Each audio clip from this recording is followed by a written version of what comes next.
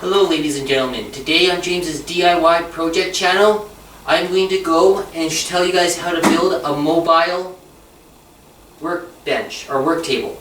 Unfortunately, the last recording I did of doing this and building it, I deleted last time I was on my computer by accident, so I'm going to give you guys a quick run through on how to do this, okay? So, as you can see, I've used 2x4s to build the whole entire frame.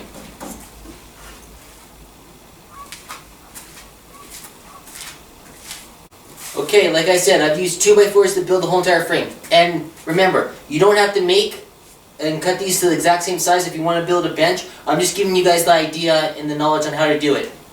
So for example, I cut my side support at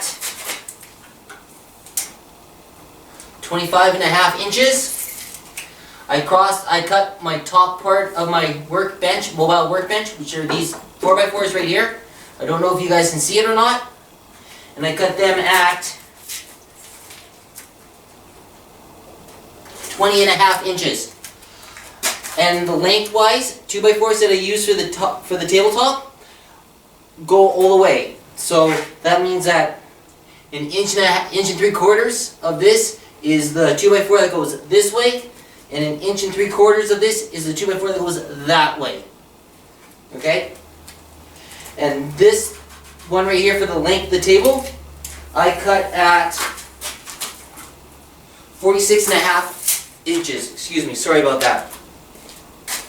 And then for the top, I used 1-inch cedar after I ran them through my planer. So they're just bigger than 3/4 of an inch. And how I built the walls and the frame is I use 3-inch construction screws. Okay? Now moving on to the shelf, which is right here, in here, I used pieces of a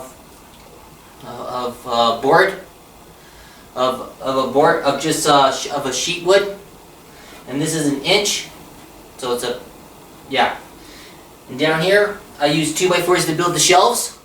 Okay, I also used 3-inch screws to go through these, or 2.5-inch screws to go through these, and same with the bottom. Okay, so on doing the frame I used 3-inch. On doing the shelf I used 2.5. I used 3-inch on the bottom here. And referring over to this one, which is the one I'm going to show you guys right now, if you guys want to see and look, you guys will see how there are supports in here, both at the ends and one in the middle. Okay, and I did this because I knew the boards would need support across for the shelves. Okay, and I went and I bought 200-pound wheels.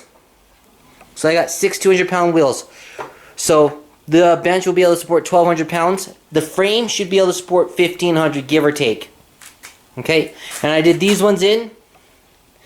I screwed these in with 1.5 inch screws so that they're in there. Okay, now going to my big bench, my big mobile bench. As you guys can see, the top I screwed in with 2.5-inch screws. It's cedar. I ran it through my planer, and it looks really nice and it's really smooth.